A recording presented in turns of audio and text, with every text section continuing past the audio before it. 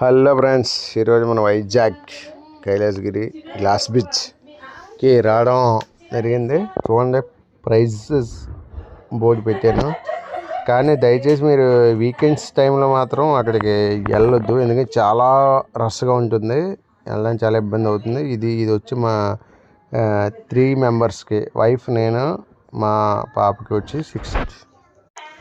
650.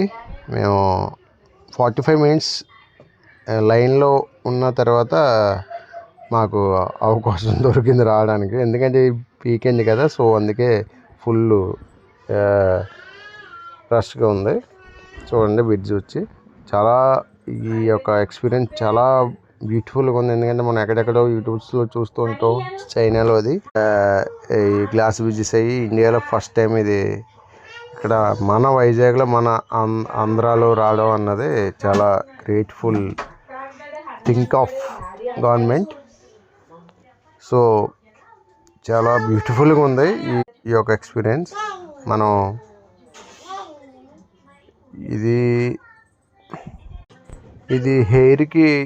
ఎయిర్లో కూడా కొంచెం చిన్నది షేక్ అవుతూ ఉంటుంది, అది కూడా మంచి ఎక్స్పీరియన్సే. తప్పకుండా మనం తక్కువ బడ్జెట్లో ఫ్యామిలీతో చూడవలసిన బ్రిడ్జ్ ఇది. వెళ్ళేటప్పుడు ఎక్స్పీరియన్స్